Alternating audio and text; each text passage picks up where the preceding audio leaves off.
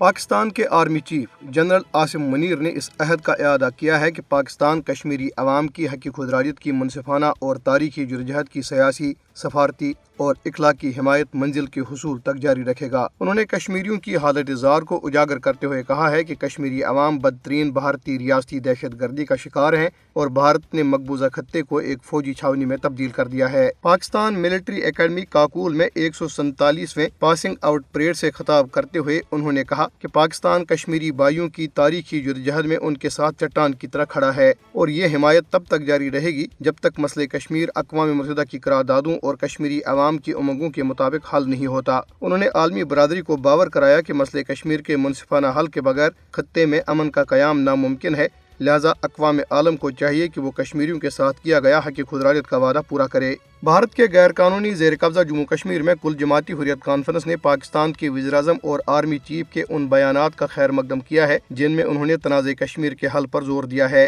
وزیراعظم پاکستان شہباز شریف نے گزشتہ روز رسال پور میں Pakistani air force Asghar Khan academy میں پاسنگ آؤٹ پریڈ سے خطاب کرتے ہوئے کہا تھا کہ مسئلہ کشمیر کے اقوام متحدہ کی قراردادوں اور جموں کشمیر کے لوگوں کی امنگوں کے مطابق منصفانہ حل کے بغیر جنوبی ایشیا میں امن کا قیام ممکن نہیں ہے۔ حریت رہنماؤں نے اپنے بیانات میں کہا کہ پاکستان کشمیر کاز کی بھرپور حمایت کر رہا ہے جو مقبوضہ جموں کشمیر کے لوگوں کے لیے حوصلہ افزائی کا باعث ہے۔ انہوں نے عالمی برادری سے اپیل کی کہ وہ خطے میں مستقل امن کو یقینی بنانے کے لیے تنازع کشمیر کے حل کے لیے اپنا کردار ادا کرے۔ کل جماعتی حریت کانفرنس کی رہنما فریدہ بہن جی نے سری نگر سے جاری ایک بیان میں کہا ہے کہ نریندر مودی کی زیر قیادت فسطائی بھارتی حکومت کا سری نگر میں گروپ 20 اجلاس کے انعقاد کا مقصد عالمی برادری کو مقبوضہ کشمیر میں انسانی حقوق کی سنگین صورتحال کے بارے میں گمراہ کرنا ہے۔ انہوں نے کہا کہ گروپ 20 ملکوں کو مودی حکومت کے مذموم عزائم کا ادراک کرتے ہوئے اجلاس کا بائیکاٹ کرنا چاہیے۔ ادھر بھارت نے جموں کے علاقے میں مقامی مسلمانوں کو دہشت زدہ کرنے اور تحریک آزادی کو دبانے کے لیے ہندو ملیشیا کے 5000 سے زائد